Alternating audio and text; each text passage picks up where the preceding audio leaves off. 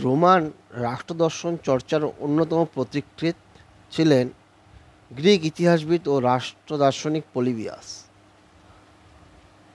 পলিবিয়াস 200 খ্রিস্টপূর্বাব্দে আর্কাডিয়ার মেগালোপোলিসে জন্মগ্রহণ করেন।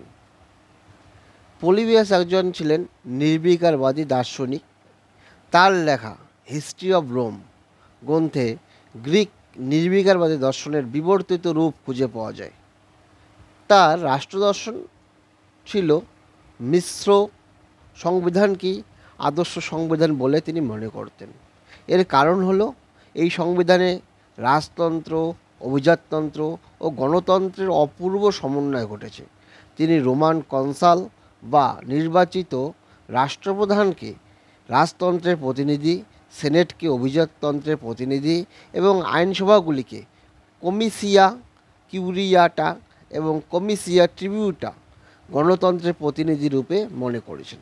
তার মতে এই সংবিধানের নিয়মাবলী পালনের মাধ্যমেই রোমে সুশাসন প্রতিষ্ঠিত হয়েছে। তার এই রাষ্ট্রদর্শন রোমের সিপিও নামক নাম করা বাস্তবসম্মত বলে মনে করেছিলেন। মন্তেস্কুর ক্ষমতা বিভাজন নীতিকে পলিবিয়াসের নির্বিকারবাদী দর্শনের প্রভাব পড়েছিল। পলিবিয়াসের মতে এই মিশ্র সংবিধান ব্যবহার করলে তা সাম্রাজ্যের পক্ষে মঙ্গলজনক হবে এবং ক্ষমতা ও স্বৈরাচারের নিয়ন্ত্রক হয়ে উঠবে। তার ভাবনায় রোম নিজের ক্ষমতায় সাফল্য লাভ করেছে, ফলে রোমান সাম্রাজ্যের বিস্তার ঘটেছে। পলিবিয়াসের রাষ্ট্র দর্শন ছিল মিশ্র সংবিধানেরকেই তিনি আদর্শ সংবিধান বলে মনে করতেন।